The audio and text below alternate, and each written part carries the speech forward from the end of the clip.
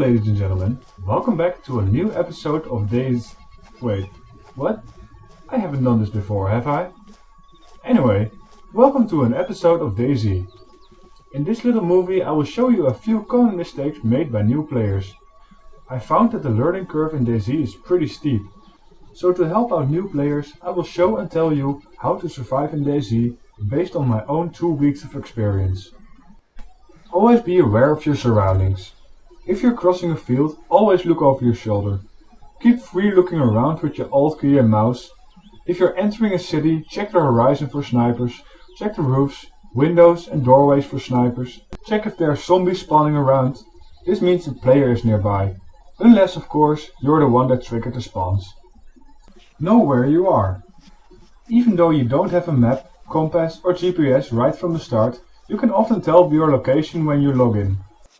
There will be a white text on the down right part of your screen for a second or two, telling you your whereabouts. Go to dayzdb.com, check out the map, and you can most likely pinpoint where you are by checking out the surroundings for clues. Unless, of course, you're part of the navigation generation and you don't know how to read a map properly. Knowing where you are can really save your life.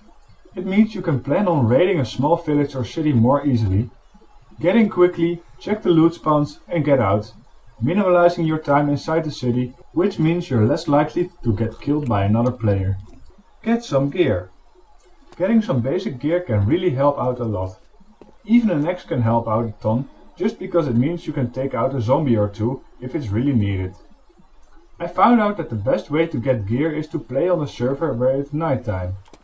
If it's clear weather and the moon shines, you can still see enough to move around, but the zombies will have a real hard time to spot you.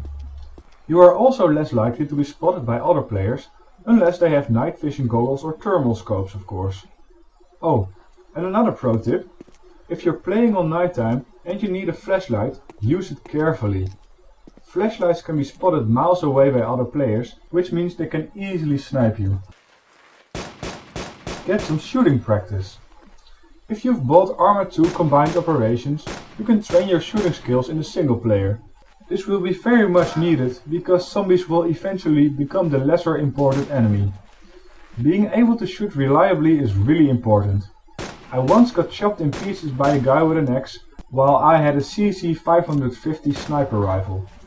Problem was I couldn't really handle the thing. Speaking of rifles, if you're taking shots at other players from a distance, make sure you're in a safe position. Inside bushes, behind a tree, something that covers you. Also make sure there's not too many zombies around. I once fired a Lee Enfield at somebody, which made the whole zombie population of that town come after me. Apparently, Lee Enfield is also known as the dinner bell. Don't get emotionally attached to your gear. You will lose it eventually, especially at the beginning. You will die a lot.